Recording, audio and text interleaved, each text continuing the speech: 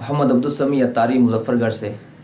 امیر سنت کی بارگاہ میں ایک عرض ہے کہ یا سیدی، اپنی حفاظت کے تعویذ باندھے ہوئے مگر پھر بھی بارہا نظر لگ جاتی ہے، یا سیدی کوئی حل عطا فرما دیجئے۔ اللہ اللہ،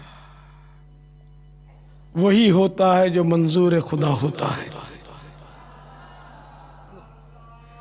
یہ تعویذ تو ایک دوا ہے، سمجھو۔ کئی مریض ہوتے ہیں کہ جن کو ڈاکٹر ساری دوائیں جو ان کے نزدیک بہت یعنی سولڈ دوائیں ہوتی ہیں وہ دیتے ہیں، لیکن مریض دم توڑ جاتا ہے۔ تو شفا من جانب اللہ ہوتی ہے۔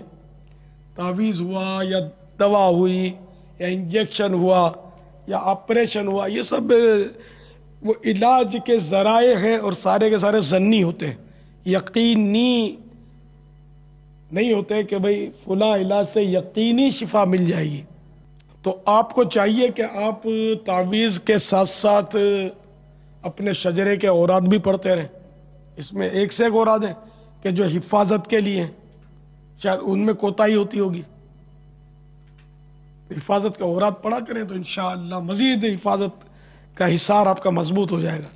سنت برا حصار یہ کہ سوتے وقت میرے آقا صلی اللہ تعالیٰ علیہ وآلہ وسلم کی سنت ہے کہ ہتھیلیاں دونوں پھیلا کر اس طرح سورہ قل هو اللہ شریف، سورہ فلق اور سورہ ناس یہ پڑھ کر ہتھیلیوں پر پھونک مارے۔ اور اب یہ کہ ادھر سے شروع کرنا سنت ہے، شروع ہو یعنی سر کے شروع سے، تو یہ پھیلاتا ہوا سارے بدن پر جہاں جہاں تک یہ ہاتھ پہنچتا ہے وہ ہر طرف ہاتھ پہنچائے۔ اسی طرح 3 بار عمل کریں، یہ حصار ہے، تو انشاءاللہ اس طرح حفاظت ہوگی آپ کی۔